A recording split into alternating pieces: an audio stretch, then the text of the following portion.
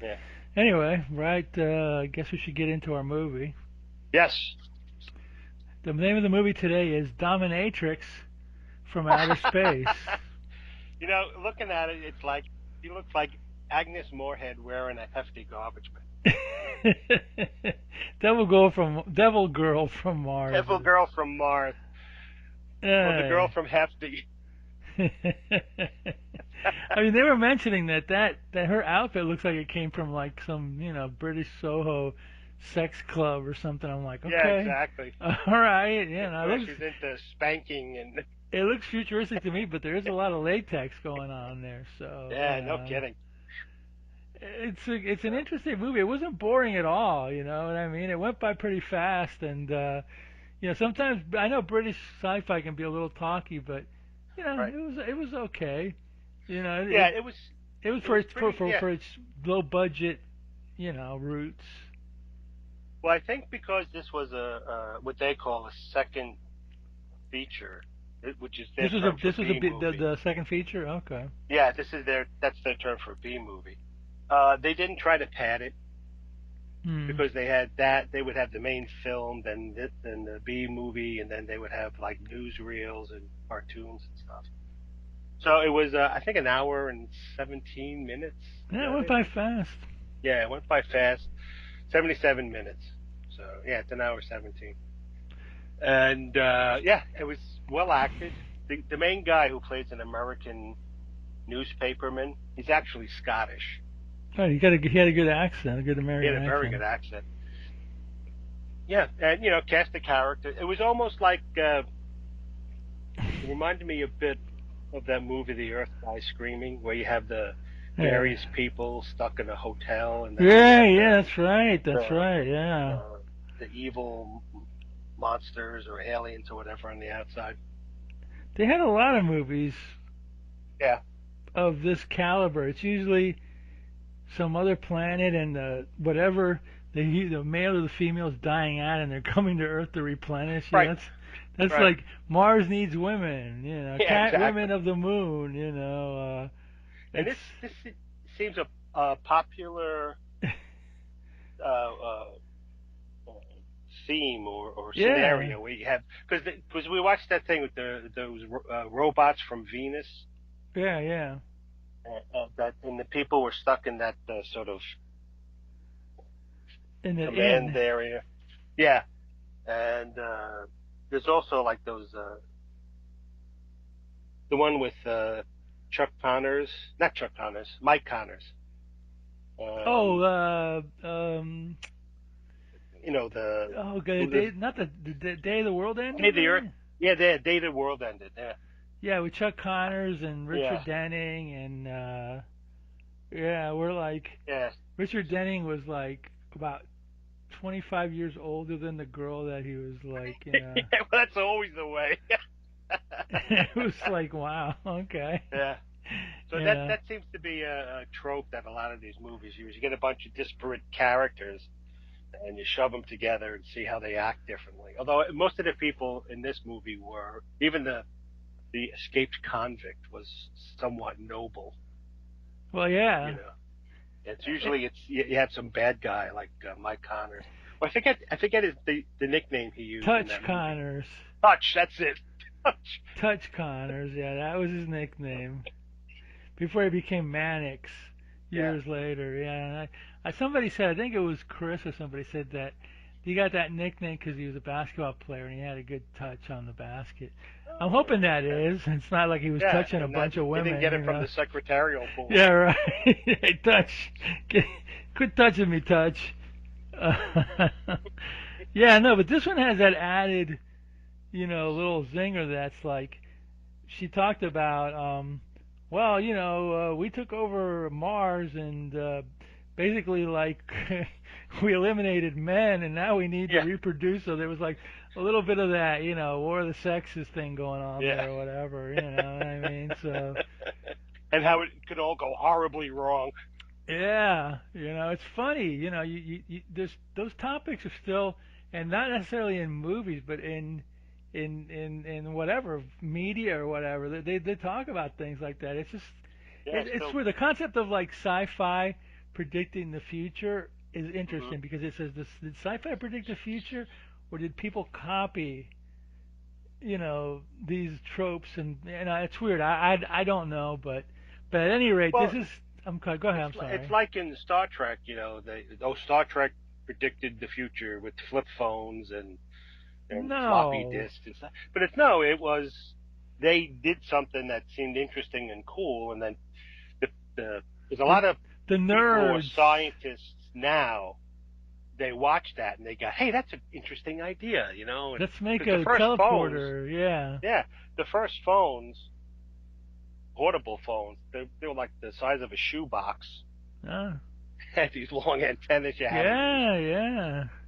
There's movies from the 70s, maybe early 70s, where you're like the rich guy's running around with a big old phone in his car, and it's like the size of a Yeah, army, walkie-talkie or whatever. I go, I guess they had these back then for the really cool, rich yeah. guys or whatever, But Even cell phone. I can remember for a while there in the '70s seeing like a lot of limousines and high-end cars, and they had this like boomerang attachment near I the trunk, remember that. Was that the phone? and that was I think phone and TV antenna, so you TV could watch probably, TV. yeah. But Yeah, when I found out, I'm like, well, you can watch TV in your car.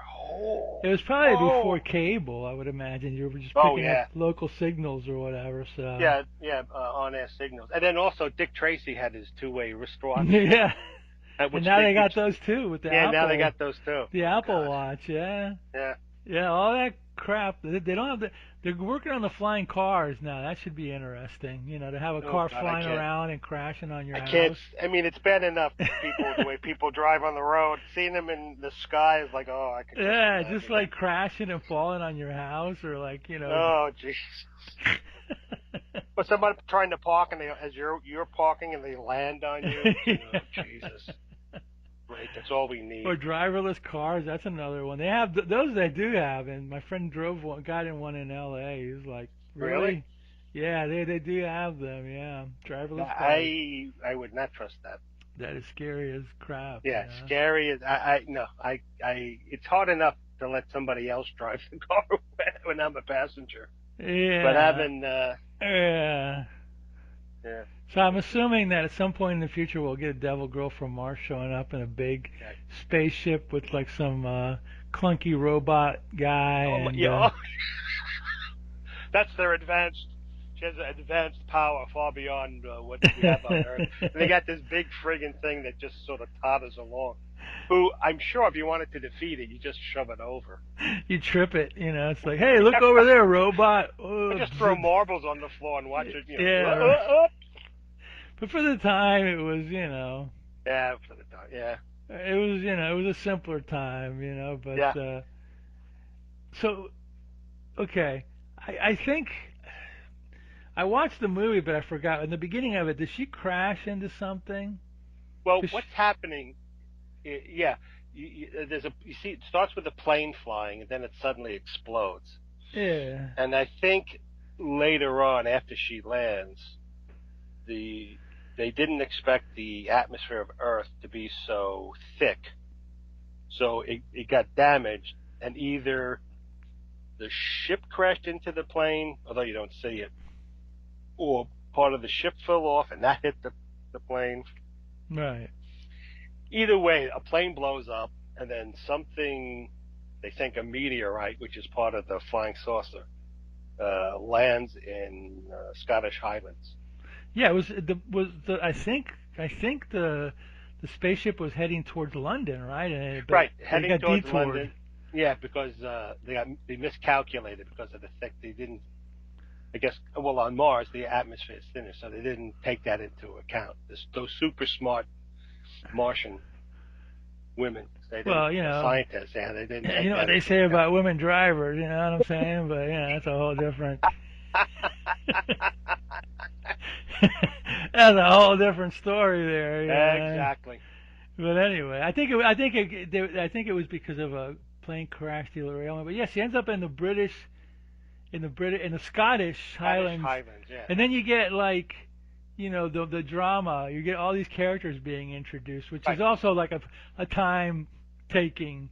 It's kind of I'm not going to call it a Yeah. time wasting thing, but it kind of takes time away from the plot of the movie. You know what I mean? But you get introduced to a bunch But of people. you get, well, you do have to kind of introduce the characters a I bit. guess. So you have it's a Scottish inn, and then there's a lady and husband who own it, and he likes to drink, and she's very religious. You mean Scottish And people like to drink? yeah, I know, right? Well, it is science fiction. Okay.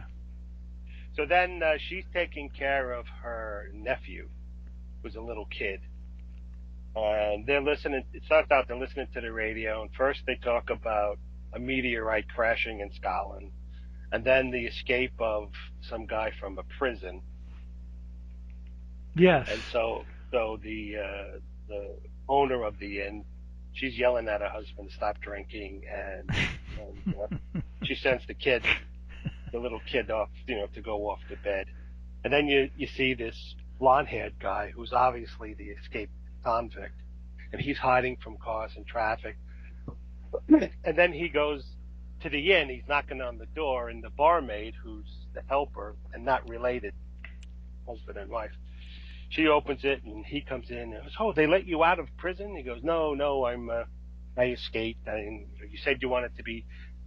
You said you came up here to be near me, and apparently he was put in prison for murder, but it wasn't like straight out murder. Like murdering his wife or something, right? It was. Yeah, and he says, "I should have married you," but it was the way they couched it. It sounded like it was maybe accidental or something. So they're painting him as a criminal, but not necessarily evil. Evil, correct, yeah. Right. So he's like, well, what can I do to help you? And says, give me some food and a place to eat. And then the lady who owns the inn comes in, and the inn is closed for the winter, and they have one guest, Hazel Court. Right, and the girlfriend. Does it turn out that the escaped prisoner, the girl, the barmaid, is his girlfriend, right, or was his girlfriend? Yeah, it was his girlfriend, but he married somebody else. And that's Adrienne Corri, who did a lot of movies after this.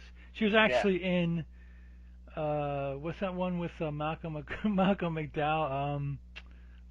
She was the one in Clockwork Orange. She's the one that gets raped in Clockwork Orange. Yeah. Anyway. And apparently, a lot of, I saw an interview with her. That Stanley Kubrick offered that role to a lot of women, and they're like, I don't want to be naked. I don't want to do that. And she says, "Oh, sure, I'll do it."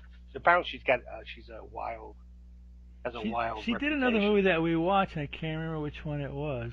Oh, she was in.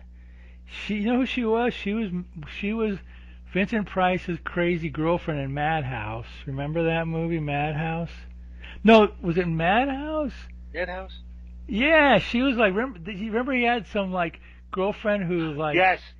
That's Adrienne Corri. That was right after. Yeah. Okay. Wow. Okay.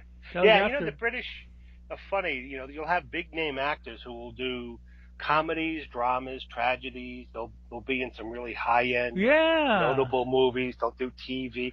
They have a different attitude about acting than. Yeah, like Diana Rigg was Hollywood. in like Theater of Blood, and all these big time actors were in like Amicus and Hammer movies. I mean sometimes I was like, they don't care. It's a gig. It's like exactly. It's a gig, and I get paid. Yeah, exactly. So anyway, you got a cast of characters with all their stories in an inn. Yeah. So the newspapermen and the scientists drive up to the inn. They're lost, and they're looking for the meteorite that crashed. And well, anyway, the escaped convict introduces himself with a fake name. He was on a hiking holiday. Yeah, right. And so she's like, I don't have my wallet because I lost it in a river. She's like, all right, well, you can work off your fee, but I'm counting the silverware because she doesn't trust him. So then he's helping like load with dishes and firewood and stuff. So then the newsman and the professor drive up, and they're lost and says, "Do you have any rooms for the night?" And the husband he's like, oh, sure. Well, we're kind of closed, but we have an open bar, so But come the in and bars. I mean, okay. yeah, the bar's I open. was gonna say this before, but I mean, not to like impugn, at the Brits, but is that a society of alcoholism or something? I think so, because every freaking show I watch, it's British, crime Yeah, dramas and what they're drinking wine or well, there's a big they're in the pub pub all the culture. Yeah, time. over there, pubs where a lot of people hang out. Yeah, that's cool. I mean, but I'm just Yeah. saying. In fact, a lot of times, like when I lived in Ireland, I would meet people. Hey, how you doing? Oh, how are you? And you get to know them. And they say, "What's your pub?" Because Really? yeah, because they like if there was a pub at work, that they would meet their work friends. They would have a pub when they were on the weekends with their friends. They would go. People would go. They'd bring their because over there in Europe you can bring your dogs. If they have the dogs in there, you'd have kids in It's a there. family thing. Yeah, it's almost like a community center more than Here it's just like a a place for bar. alcoholics and guys that pick Yeah, up sleazy, yes, whatever, women or and whatever. sad old men. Yes. Over there it's a family affair. You Yeah, so know. it's a different culture, and in some of them, if they're old enough, there was a room where they didn't let women in the main bar, but there was Hmm. a sort of off room next to the bar that had a window so the barkeeper can talk to them, where just women sat. Weird. Yeah, yeah, but that's Weird. old. That's like from the 40s and I guess 60s. so, In some yeah. bars, like it used to be that women weren't allowed in some bars. So, That's weird. Okay. yep, But anyway, yep, yeah. So it's like, yeah, we don't have a room, but you can have a drink. Oh, yeah, yeah, okay. right. You can get So then, bombed, but not a place to sleep. But okay, sure, why yeah, not? so then they're coming in and say, "Well, I'll find you some rooms, and we'll Yeah, the woman, at the innkeeper." the innkeeper, the lady said, yeah, we'll find you. Obviously they had rooms, but they were supposedly But they were closed closed for the to winter. the. Yeah, because they what they do is they close them for the winter because that way they don't have to heat them and it's not as Oh, is expensive. that what it is? Yeah, so Oh, they'll okay. heat like Part of one or the. two, yeah, Yeah, the main room and where they live, got it, and yes, got and it. that's where the newspaper man. He's kind of a brash American, and he meets Hazel Court, who's an actress staying there. That's their only guest, and he's flirting with her, and she with him, and blah blah blah. But then, they all sit down to dinner, and the in, innkeeper, innkeeper, I'll just call Mm. her that. Yeah, sure. She's like, oh, I forgot the bed. So she calls in the convict, and he comes in, and the newspaper man recognizes him, and he's about to reveal who he is, and then suddenly there's a big light and wind and shh going on, and everybody ducks. Like, what the hell's that? So they go running out to the The Moors or the whatever. French doors, and they're looking out the French doors, and they see a flying saucer land, and they're like, "What is that? Oh my god!" And it's like apparently red hot from the friction in the atmosphere. So they're all looking. So the newspapermen and the scientists, maybe we should go look at it. And they're like, I don't know, it's going to be too hot, so we might have to wait for it. So in the meantime, um, the actress is the convict knows he's been Spotted. spotted, so he goes hide somewhere, and I don't know if it's another room or Yeah. another like an And Adrienne outbuilding from the Corri's inn like or helping something. him out, giving him food or whatever. Right. So he takes him up, lets him go to the attic to hide out, and in the meantime, the ship lands, and then the door opens, and he's watching, and he sees Patricia Laffan, who's Naya, the alien. And actually, it was a cool looking spaceship, and the effect of Yeah, yeah. it made it look really. I'm sure most of it was a matte painting. Yeah, you're right. You're probably right. I know it was the Because studios because in the background where there was a scene where the guy was running around in the moors, and you could see it was a right, painting in the background. yeah, So. yeah, exactly. So she comes down, and and she's walking towards the end. Meantime, they can't get anybody on the phone. The car's not starting because the professor and the newspapermen wanted to go to the next town and to the nearest phone and call, which is funny because back then, what was this, in the 50s? Yeah, 50s. Not everybody had phones. They had phone booths. Yeah, but like if you're out in rural areas, a lot of people are like, well, we don't have a phone. That's right. You have to go to like the doctor's office or the post office or whatever. Or find a phone booth on some road or something. So they come in and they're like trying to call again, and then the bar maid, she's like hypnotized, and then they turn around and Patricia Laffan comes in, Naya, she comes in, and they're surprised by her. It's like, who are you? It's like, I'm Naya from Mars. This is our first landing on Earth, and we've come to take over and bring men back because we killed all our men. Us women took over, and we can't. You got rid of all the guys, which is a scary thought. So but, she had to land there. She said, "Well, I was on my way to London, but miscalculation because the atmosphere is so thick." Well, the ship got damaged, so it had to land here. And the ship has an organic metal that it's going to repair itself with. Yeah, that's right. That's right. Hazel Court comes down and she's like, "Who's this?" And it's she gets all, and Laughlin's like, just stay out of the way, and then the innkeeper woman comes in, and they're like, well, who's this? She says, well, it's a woman from Mars, and she says, oh, well, I'll see if I can do another room. Wow, what? Wait, she's from Mars? Can't you tell? Look at how she's dressed. Right. And then there's a scene. Oh, I missed the scene. She came out of the spaceship. She shot the guy, first right? Came out. Yeah, there's some guy who's limping along looking at it, and we don't know who he is. We've never seen him before, at least in the cut I watched. I have no clue who he is, but he's got a limp and he's old, and she looks at him and he gets spooked. He trips and falls because of his limp, and so he tries to escape, and there's an invisible wall, and then she shoots him. And you see the glasses. Yeah, he blows up and disappears, and all that's left are his glasses. That was funny. It was almost like a cartoon or something, So they find out that she's here to bring men to Mars for breeding purposes, and she's only going to get one guy. Oh, it's also she's doing an experimental trip here because the organic metal is a new thing, and they're like, oh, okay. So then there's a scene where the newspapermen and Hazel Court are talking, and they're trading stories about it, and then there's some commotion downstairs. They go running down, and all right, we got to do something because. And there's also, I don't know if they introduced him at this point, but there was a kid there too. It was in the a kid in the early part of the movie. Was there a kid? I don't remember him until I saw him. Okay, all right.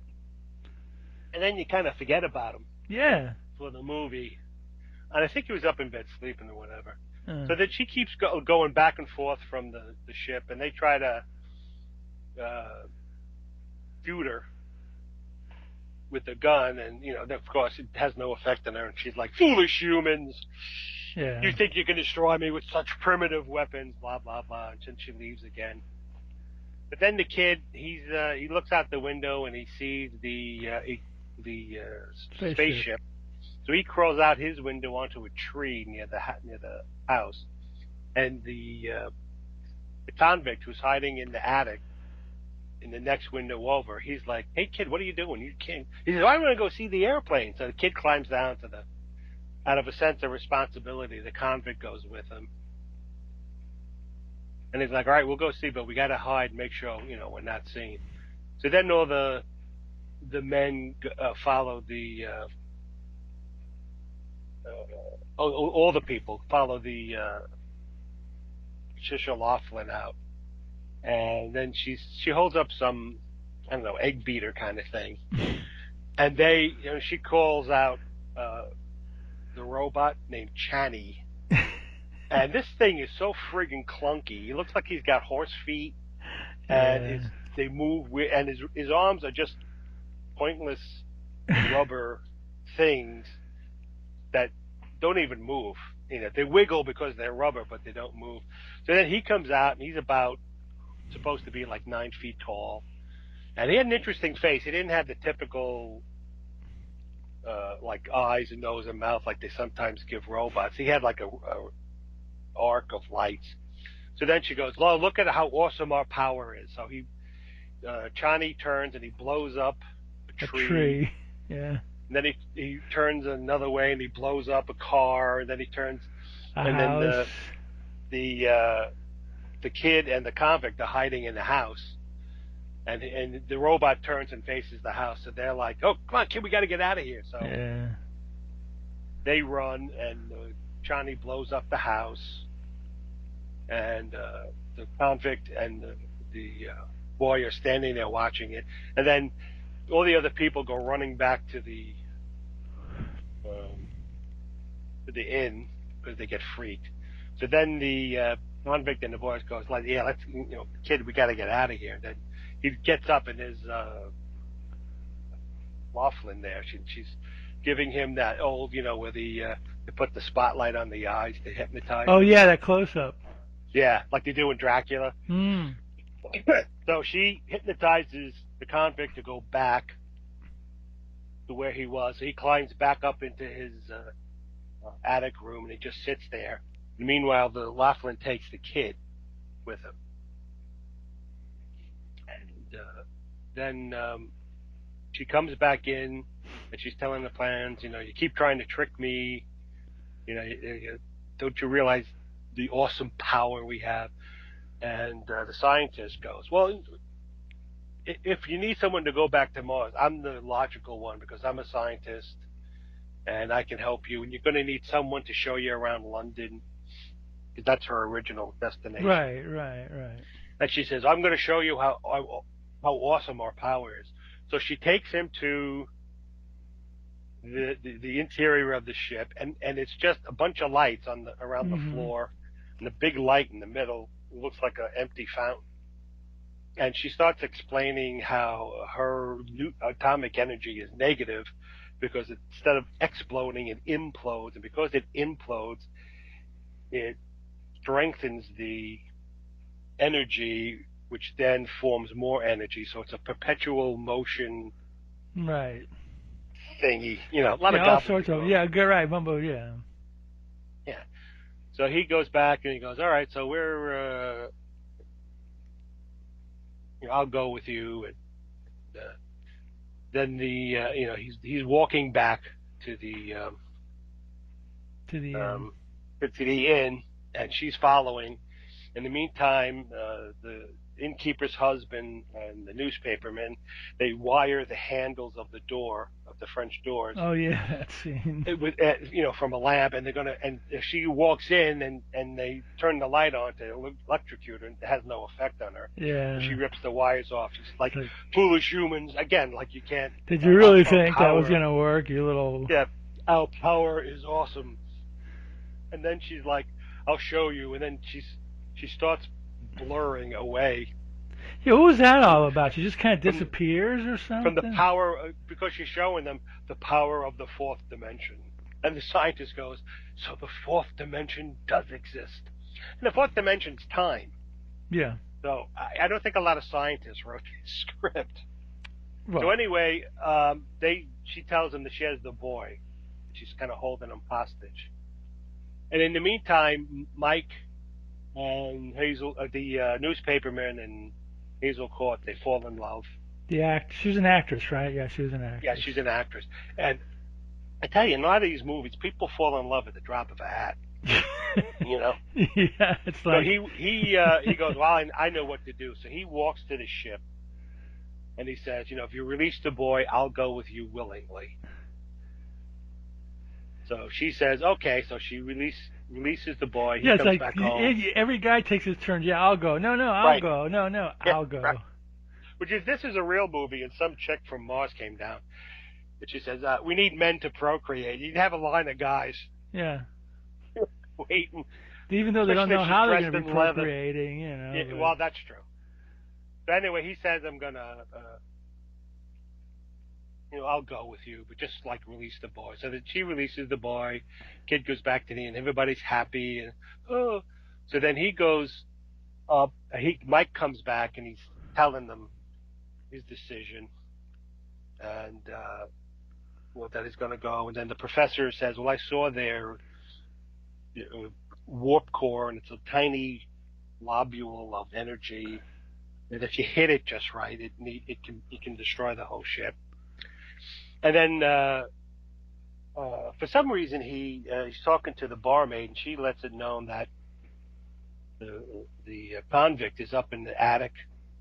So he goes up there, and then again she's telling him. She says the convict is up in the attic. He's weird. He's not sort of staring off into space and saying weird things. So then, and apparently the newsmen sort of kind of became the de facto leader of the little band there. Yeah. And everybody turns to him. So he goes up to the attic, and just as he gets to the door flies open, and the convict leaps at him, and that big fight. Yeah. Which wasn't actually, it was kind of choreographed, not bad. Down the stairs, they're falling and stuff, and So he knocks him out, and in the meantime, so they take him downstairs, tie the convict up, and then he's discussing the what he has to do, and he's got to leave, and Hazel Court goes, "Oh, I love you," and she says all this stuff about not to the convict, but to the newsman. No, to the to the newspaperman. And like, things were different. I would have gotten married and given up my career and have children, and sort of counter to what the women of Mars did. And then they kiss, and then he's gonna go with her, and hell, she says something. I forgot. Oh, you're all gonna. No, that's it. You're all gonna die. He says, "You're all gonna die after you, after I leave." No, she doesn't say that yet. What she does is the newspaperman and her are walking towards the ship. She pulls out her egg beater weapon. He grabs it and tries to control the robot. Right. And the robot, he can't control the robot. She says, "All right, that's it. That was your last chance. When I leave, I'm gonna kill you all." So they're all getting ready and prepared to die, and he's then they're fighting on, the men are fighting on who, the professor and the newsman, and even the husband of the innkeeper.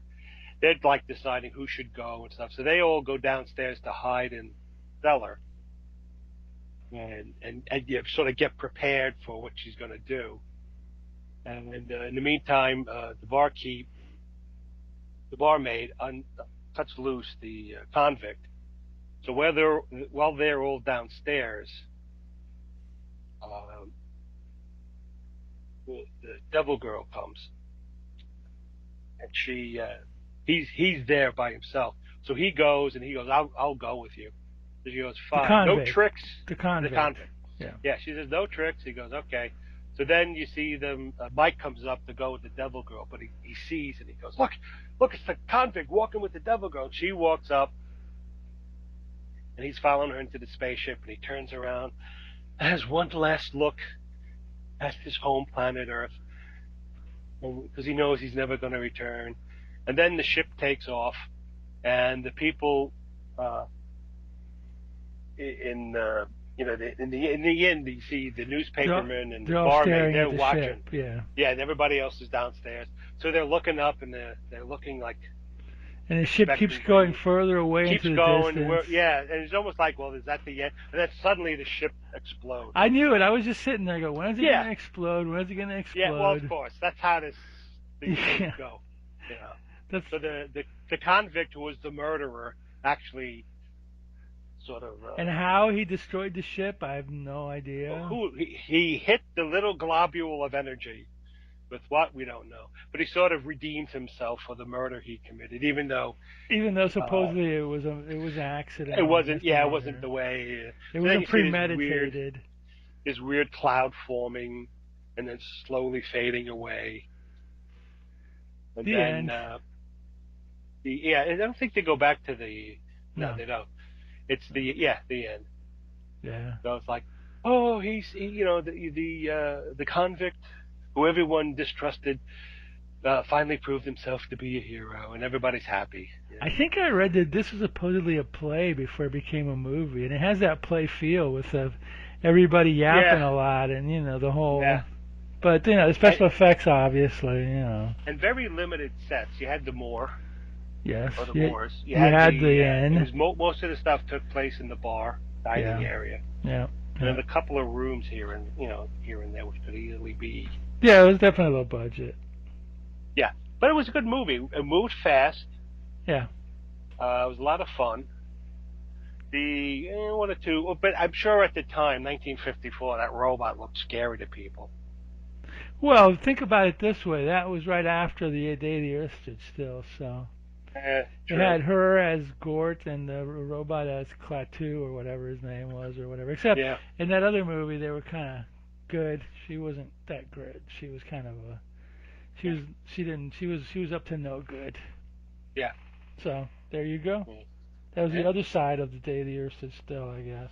Yeah, I guess. But I had this video, but I'd never seen this movie before. I bought the video a long time ago. I never watched it. I mean, I probably watched a little bit of it, and I was like, oh, yeah, this is okay, and then just kind of, because it really, in the beginning of it, is very talky, but it's not boring. It has a nice atmosphere to it. Yeah, it did. It was just, she was back and forth a lot. Yeah. Yeah. And it's thinking, like, if she could sort of transport herself through the fourth dimension, like she did. Why couldn't she go to London? Yeah, why didn't she do that all the time? You can go crazy trying to figure out why. Yeah, well, that's true. Why'd she keep letting guys? I'll do it. No, I'll do it. No, I'll do it. No, I'll do it. It's like, just grab one of these bozos and get it. Yeah. But it was all right. Have you seen this before? No, I've never seen this before. My sister, I think, has, and that's why my sister requested, could we do this someday? She had seen it on video, probably, or something. Probably. She watches a lot of movies on. She didn't watch like creature features with you guys as a kid, did she? Not normally, no, because I tended to like the monster ones more. Yeah. Or the weirdo aliens, and yeah. This is a little more cerebral. A little bit, yeah. But yeah, so she watches. She likes horror. She watches a lot of horror stuff. Old horror creepy or stuff. New horror? Old horror, some new horror. She doesn't like the jump scare ones. She likes the more psychological, creepy ones. Oh yeah. That's those are better actually. The jump scare ones are kind of cheap. They're effective at times. Yeah, they're effective, but yeah. It's kind of a cheat when you're walking around and all of a sudden a cat pops out. Oh. It's like jump scare. And you know it's coming because they set it up. It's like, all right, here's the jump scare. Yeah, they're walking through the moors and it's really dark and she's kind of scared. She doesn't know what's going to happen. All of a sudden, meow! Everybody's like, oh, it's a cat. Oh, yeah, exactly. Oh, I like in the 70s where they had all those TV movies about witches and some alien ones. Yeah, we would watch those, she and I. Oh, you did? You watched like Crowhaven Farm? Yeah, Crowhaven Farm and the Onion Don't Heads. Be Afraid of the Dark or something? Don't Be Afraid of the... Yeah, so we would watch those. What's that? The Trilogy of Terror we watched. Night Stalker, Night Strangler. She wasn't that... By that time, she wasn't into that stuff. She came and went with some things. The Trilogy of Terror was good for one episode. The first two were okay, but the last one was the effective one. The Zuni... The little African guy, doll or whatever. Yeah. That was a good one, and I can remember... You know what? It's funny because back then, everybody watched the same show. And the next day you go to school or whatever. And that's all you talk about. It's all we talked about for the rest of the week. Yeah. That little Zuni misfit thing. Yeah, did you see that? And if you missed something... Like, I can remember sometimes missing the show because I forgot it was on. You felt so, out of it. Yeah, right. Like such an outsider. Outcast. Yeah, right. Everyone, oh, did you watch this and this? I'm like, oh, I missed it. Oh, crap. Yeah, the only time I remember that was a Night Stalker. You know, the one with the Jeremy Gavin's Kolchak and the Yeah. vampire. That one was one of those. The next day, I was like, "Did you see that movie? Wow, that was pretty crazy." But I for many years, with the exception of maybe the Night Stalker, maybe Duel, you know, Hmm. the truck ones, I didn't watch them much because it seemed to me like every time I would tune in, it was like some, you know, romance or some Yeah. drama. But there were a Yeah. lot of weird little stories intersprinkled throughout the. I just never came up with it. It was probably I was probably watching a sitcom, whatever Yeah. was on CBS, you know, Yeah. MASH or Yeah. whatever, you know, what stuff was on there, and just kind of not watching the movie, you know. But I did watch the Night Stalker because they purposely it's a vampire. I go, oh, Hmm. vampire, oh, okay. Hmm. I remember Yeah. watching. It was cool because it kind of left you. It was a vampire, but was it really? You know, Yeah, you because he weren't was 100% sure. Yeah, because he was, if I remember correctly in that one, he was capturing the victim and putting him, keeping him in his house with a IV. Yeah, yeah, Yeah, just keep. Yeah, it was weird. That was a yeah. strange movie. But I forgot what I was gonna say. There was another one. Well, you know, I remember watching Frankenstein: The True Story with Michael Cera, and that was like a Yes, two-parter. Remember yeah, watching that. I remember watching a few of them, but they were promoted as scary. So yeah. Jack. sometimes, you know, in the ABC movie of the week, you weren't sure, you know. And like I Hmm. said, a lot of Hmm. time it was like, you know, torn between two lovers, or you know, the affair to remember, or whatever. And I was like, you know, Yeah, and for many years, I just wasn't a fan of them. And then my friend in the '90s was recording them off a local channel, and I said, "You really like those?" He goes, "You got to watch some of these." And I was like, "Yeah, some of these are actually fun. Some of these are actually," yeah, and you know what it is? They got cool people in them, a yeah. lot of cool There was television people. two things that Jack Palance did: Dracula Yeah, that was and good. Dr. Jekyll, Mr. Hyde. I saw the Dracula. I didn't see the Jekyll and Hyde one. Yeah, and I was at first disappointed because when they did up his face, he didn't look like a monster like in the Universal movies, Right. but his face looked more evil. Okay. And over the years, I've come to appreciate that. It's just because it made it look like his inner demons had come to the surface, and then not that he was a monster, but that his negative whatever was brought to the fore. Yeah, yeah, yeah. Oh gosh, there was another. What was the other one? There was another Dracula that I watched. I don't remember watching the whole thing, but I watched part of it. It was another Dracula adaptation, but it was the French actor Louis Jourdan as Dracula, and that was kind Yeah, of yeah, yeah, interesting. yeah, That was kind of yeah, interesting. I think it was on PBS or something. It was a yeah. BBC, but that was good. But Dan Curtis was always doing like those late night, you know. I think the Right. problem with Dr. Jekyll and Mr. Hyde was it a musical or no? That no, not that one. Okay, Not with Jack Palance. Oh okay. God, I wouldn't have watched it then. But those were on late at night, weren't they? Like at 12. They started at 12 or I think something. when they first premiered, it was like a I remember. I remember 9:30 the time Dracula slot. was. I remember the Dracula was prime time, but I remember ABC, Wild World of Entertainment being on at night, and then on Fridays it was in concert. But I could be wrong. You know, it's been 50 No, years or that sounds whatever. about right. I think they also did some. They used to play movies at night.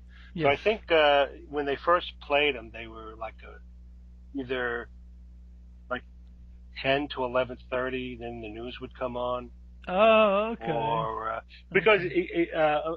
remember we had prime time, but early on, I remember prime time started at 7:30. Yeah, I did.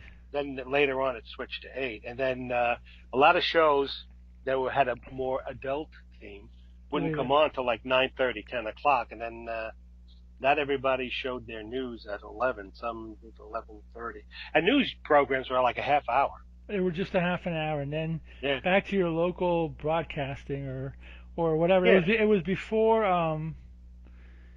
Well, the ABC had the Wild World of Entertainment, but all the other channels, NBC, CBS, I think it went to local programming yeah, after, local programming. Yeah, and it was either a late movie or some yeah, sitcoms, and then done at 1 or 2 in the morning and test test pattern till like 6 o'clock in the morning or something like Yeah, that. and then Sunrise, Semester, Yeah, or there you Farm go. Report would come on.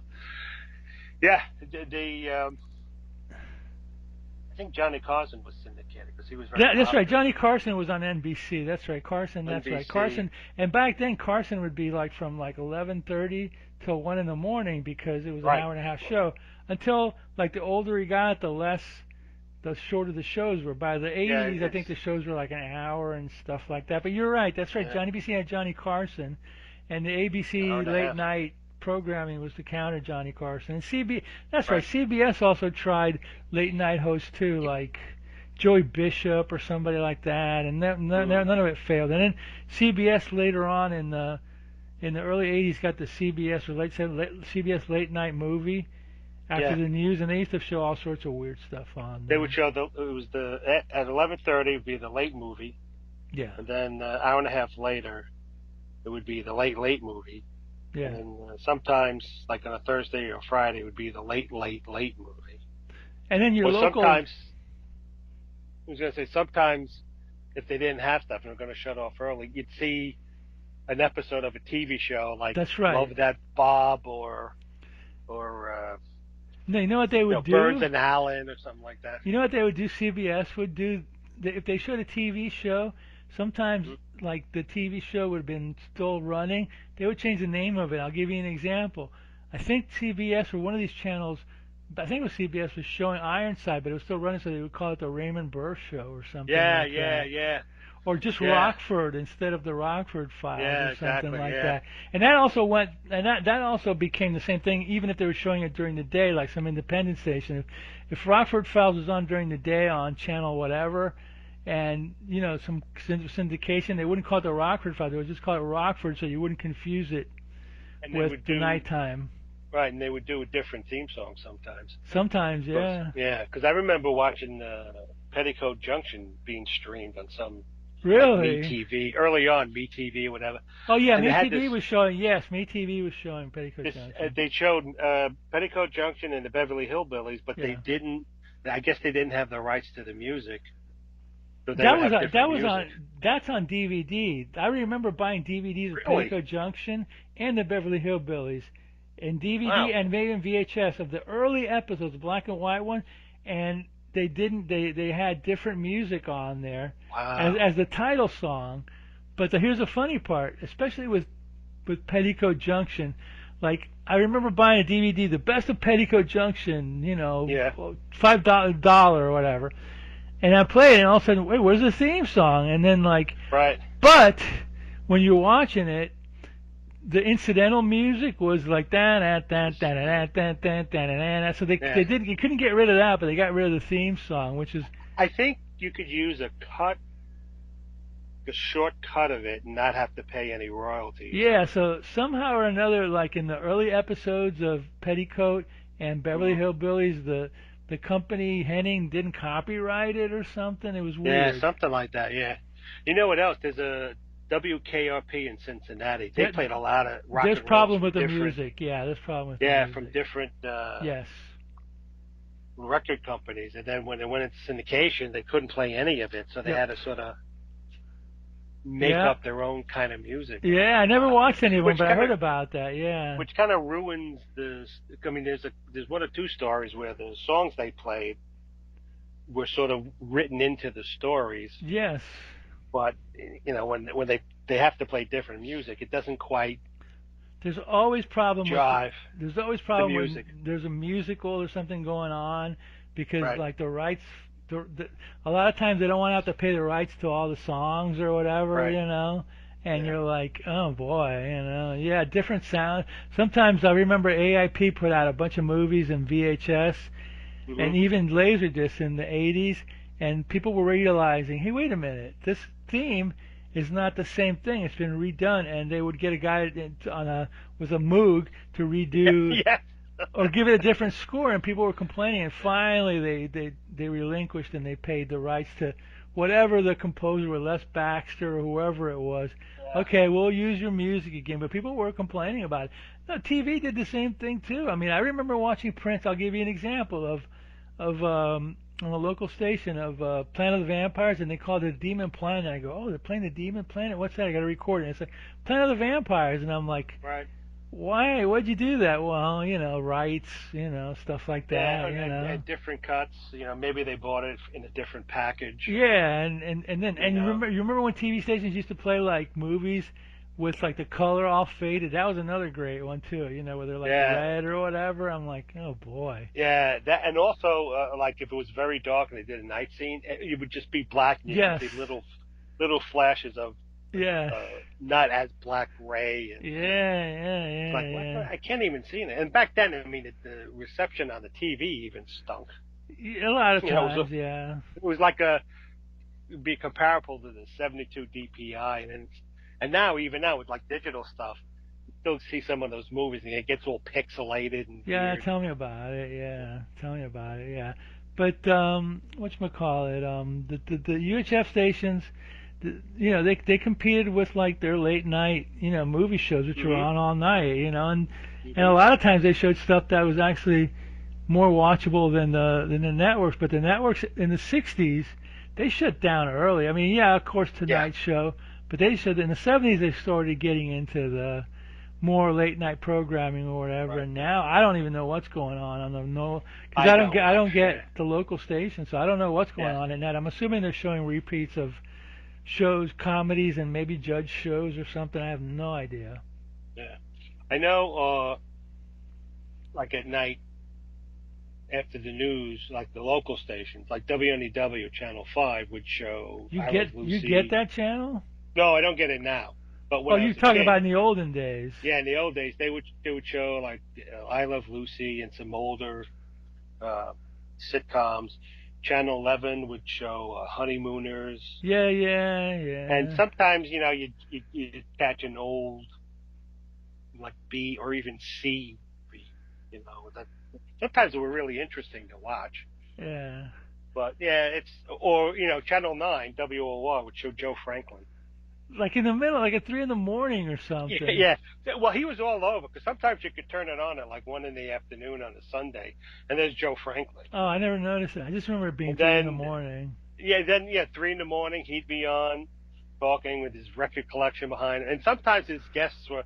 This is the writer of the jingle that was played on the TV in the movie. It's like, who? Yeah, I know. It was. And then he'd have on like Frank Sinatra, and you're like, huh? Did you ever know about the West Coast Joe Franklin? No. Okay, go on YouTube and type in the name Skip E. Lowe. He's this little kind of squirrely kind of whatever guy, and he's like kind of like interviews like old faded movie stars, like people like Cesar Romero or maybe Van Dorn. He did it in the 80s. His name is Skip E. Lowe. Skip E. Lowe. Not, 3 different Skip E. Lowe. LOWE. And he interviewed all sorts of, B movie people or whatever. But you watch that. Watch that guy, and you tell me who imitated him and created a character out of it. Was it Jimmy Glick? Yes. Yeah, okay. I have heard of him. Yeah. I'm going to have to watch this guy. Just watch it with like a guest star that he had, like some Mamie Van Doren or whoever, and it's just like he was kind of like the stranger version of Joe Franklin from the West Coast, with Jiminy Glick. And I think Martin Short finally admitted it, but at first he wasn't admitting it, but he finally admitted it. So it's a young picture of him, and he kind of looks like the guy who played Gilligan, Bob Denver. Yeah, I saw one picture. Yeah. Yeah. I saw a picture of Bob Denver's son from a few years ago. He looked just like Bob Denver. It was funny. Really? Oh, I'm going to have to look that up. Anyway, let's just get going because we've been on for an hour. We'll talk more about other stuff afterwards. But, Devil Girl from Mars. I don't remember seeing it on TV, but obviously you guys did. So cool. And it's a decent movie. It's worth watching. Yes. It's not boring. It's low budget. It's British. It's 50s. It's cool. I liked it. A lot of fun. So, okay, so we'll be back in a couple of weeks with another movie. But in the meantime, Roddy. In the meantime, watch more B-movies. I should just say, okay, Roddy, take us out. That's what I'm going to do from now on. Just take us out, Roddy. Take us out. Okay.